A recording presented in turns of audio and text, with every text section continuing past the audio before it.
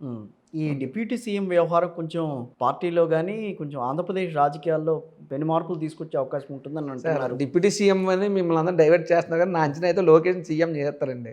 చేసేస్తారా? కన్ఫర్మ్‌గా చేసేస్తారు.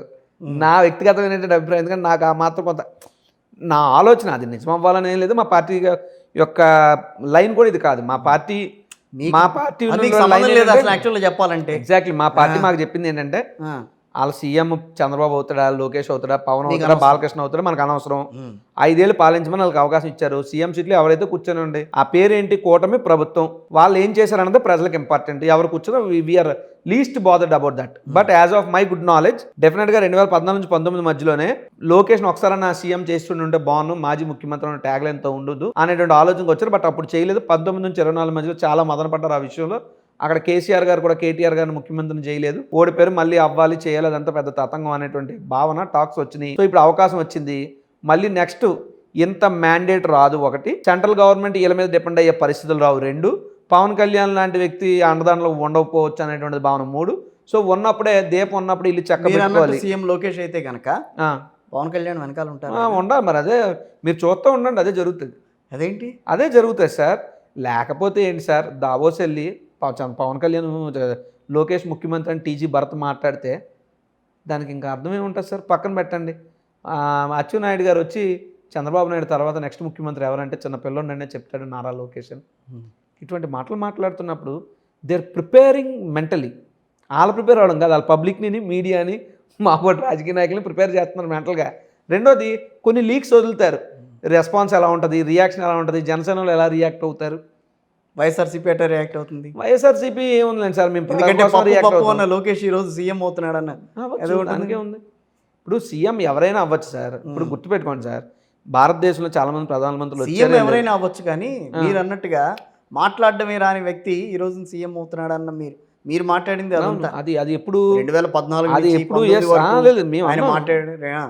అది ఎప్పుడు ఆయన తండ్రి లేకుండా లోకేష్ గారు సిటీడీపీ అనో ఏదో పెట్టేసుకుని ఆయన అంతా ఆయన పబ్లిక్లో తిరిగి ఆయన స్వెట్ అండ్ బ్లడ్ ద్వారా ఆ పార్టీని అధికారంలోకి తెచ్చి అప్పుడు ముఖ్యమంత్రి సీట్లో కూర్చుంటే శభాష్ లోకేష్ అని అందరూ అంటారు. అంతే తప్పితే తండ్రి చాటు బిడ్డలాగా ఉండి తండ్రి తాత పార్టీనేమో తండ్రి లాక్కున్నాడు, తండ్రి కూర్చుని కొడుకు లాక్కున్నట్టు ఎక్కువ కూర్చుంటానంటే కూర్చోవచ్చు. ఇంకా నా అవసరమైతే దేవాంశం కూడా చేసేయచ్చు. సీఎం ఏముంది, వాళ్ళ ఇష్టం, వాళ్ళు ఏదైనా చేస్తారు.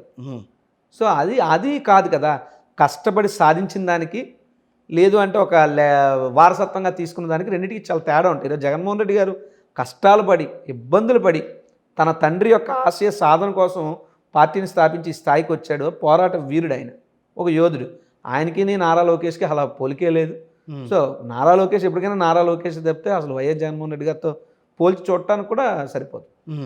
అంతే. సో సీఎం అయితే మీకు సీఎం అవుతారని చెప్పి మీరైతే గట్టిగా చెప్పగలరు. అంటే చంద్రబాబు నాయుడు గారి యొక్క ధోరణి రాజకీయాలు మనకు తెలుసు కాబట్టి పవన్ ఏం కళ్యాణ్ చూసారండి ధోరణి అంటే అయింది?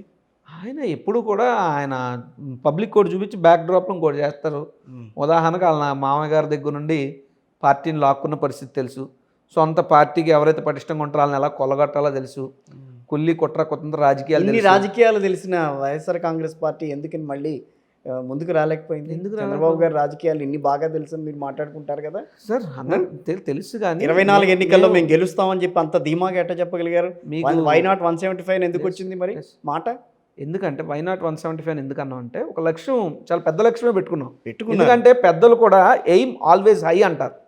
మేము చేసినటువంటి పాలన గతంలో ఎవ్వరూ చేయలేదు. మేము ఉన్నంతలాగా ప్రజలు మా పట్ల ఉంటారని మేము ఆశించాం, ఉండాలని కోరుకున్నాం. కానీ మేము ఆశించింది ఒకటి, అక్కడ జరిగింది ఒకటి. మా యొక్క ప్రజలు ఒకటి మా మీద దుష్ప్రచారాలు బాగా పెట్టారు, రెండు మాకన్నా ఎక్కువ ఇస్తామన్నారు. ఉదాహరణకు అమ్మఒడి, మేము ఇస్తామన్న అమ్మఒడి, వాళ్ళు ఇస్తామన్న తల్లికి వందనం. జగన్మోహన్ రెడ్డి ఇంట్లో ఒక బిడ్డకి ఇచ్చారు. కానీ వాళ్ళు నీకు 15,000, నీకు 15,000, నీకు 15,000, నీకు 18,000, నీకు 30,000, నీకు 20,000 ఇష్టం వచ్చినట్టు అబద్ధాలు ఆడి ఈరోజు ఒక్కడికి ఒక పైసా ఇచ్చాడా? అంటే ఎంత నిస్సిగ్గుగా ప్రజల్ని కనికట్టు మాయా చేసినట్టు. జనసేన అధినేత పవన్ కళ్యాణ్, ప్రస్తుతం డిప్యూటీ సీఎంగా ఉన్న పవన్ కళ్యాణ్ గారు సీఎం అయితే పరిస్థితి ఏంటి? అవ్వనివ్వండి. నేననేది మామూలుగా పరిస్థితి ఏంటి అనేది. మీరు మీరు మీరు ఎదగలేదు, వాళ్ళు ఎదిగినా సార్, ఎదగకపోయినా ఎదగలేదు అని అంటే, ఎలాగనుకుంటా? ఎదిగినా ఎదగలేదు, ఎదిగినా పర్లేదు, మనకేం పెద్ద ఇచ్చిందా? నేను మిగతా రాజకీయ నాయకుల్లో మాట్లాడను. I will be very straight forward. ఇప్పుడు వైఎస్ఆర్ కాంగ్రెస్ పార్టీ ఒక ఎమ్మెల్యే ఒక ఎంపీతో మొదలై తర్వాత 18 మందికి బై ఎలక్షన్లో గెలిచి 67 మందితో అపోజిషన్ చేరి 151 మందితో అసెంబ్లీకి వచ్చి సుమారు 30 పైచీలకు పార్లమెంటు సభ్యులతో మళ్ళీ ఈరోజు 11 మంది శాసనసభ్యులతో మళ్ళీ పార్టీలు మారిపోయే రాజ్యసభ సభ్యులతో ఈ ఆటుపోట్లు ఎదుగుదల కిందకి పడిపోవడం ఇవన్నీ చూసిన వ్యక్తినే. అలాగే జనసేన పార్టీ కూడా 2 చోట్ల పోటీ చేసి ఓడిపోయినటువంటి పవన్ కళ్యాణ్ దగ్గర నుండి వారు కూడా 21 స్థానాల్లో పోటీ చేసి 21 స్థానాల్లో గెలుచుకొని ఈరోజు అతను ఒక ఉప ముఖ్యమంత్రిగా లేదా వాళ్ళ తాలూకా క్యాబినెట్ మంత్రులు ఒక 2 మందిగా దాన్ని కూడా గమనిస్తాం కదా. రాజకీయాలు అనేటువంటి విజ్ఞతతో చేయాలి అంతే తప్ప నేను పట్టిన కుందేలకు 3 కాళ్ళు అంటే మాట్లాడితే ఆ వ్యవహారం చల్లదు. వాళ్ళు గెలిచినప్పుడు వాళ్ళు గెలుపుని యాక్సెప్ట్ చేసి okay very good congrats do the best to the state ఆ హుందాతనం నాకైతే ఉంది.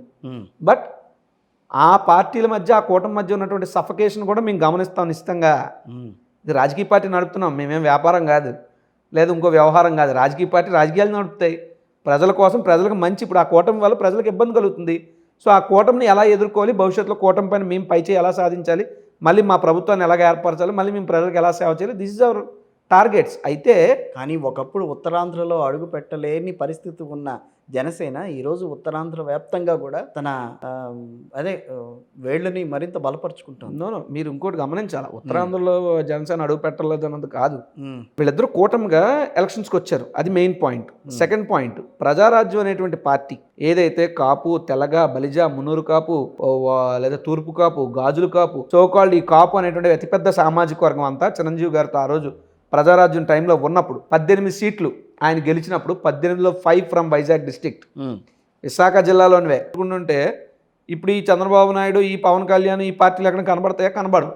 కానీ మేము రాజకీయాలు ఆలోచించలేదు, ప్రజలు మంచిగా ఆలోచించాం, సింగిల్గానే వెళ్ళాం. కానీ మొన్న 24 ఎన్నికల్లో ఒక పాఠాన్ని నేర్పిన ప్రాంతీయ పార్టీలకి, నువ్వు ఏ జాతీయ పార్టీతో కూడా నువ్వు జట్టు కట్టకపోతే నిన్ను విశ్వసించే పరిస్థితుల్లో లేదు. విశ్వసించే పరిస్థితులు కాదు, ఐ మీన్ గెలిచే పరిస్థితి లేదు అన్నది ఇక్కడ స్పష్టంగా కనిపిస్తుంది.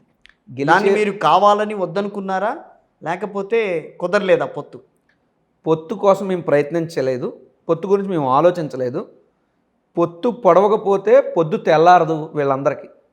కానీ మా పొత్తు ప్రజలతోనే అనుకున్నాం, ప్రజలే మా కార్యకర్తలు అనుకున్నాం, అన్నీ ప్రజలకు చేసాం, దెబ్బతిన్నాం, మేము కాదంటలే కదా. బట్ ఒకటిసారి గుర్తుపెట్టుకోండి, ఈ భారతదేశ స్వతంత్ర రాజకీయాల్లో, స్వతంత్ర భారతదేశ రాజకీయాల్లో డాక్టర్ బాబాసాహెబ్ అంబేద్కర్ గారు ఓడిపోయారు సార్. అంత మాత్రాన అంబేద్కర్ గారు పార్టీ అయిపోయింది, అది అక్కడికే పార్టీ అయిపోయింది. బట్ అంబేద్కర్ గారు ఉండలేదా? సో నేను అనేది ఏంటంటే ఇప్పుడు ఓకే అక్కడికే పార్టీ అయిపోయింది అన్నారు, well accepted. But what about NT Rama Rao గారు?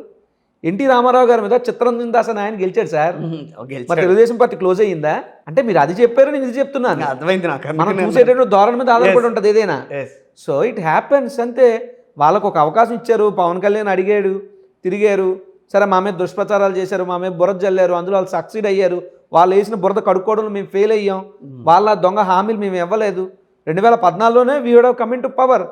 కేవలం రైతు రుణమాఫీ హామీ ఇవ్వకపోబట్టి మేము 2014లో ఓడిపోయాం. వద్దన్నాడు కదా ఆయన కూడా. సో అంతే.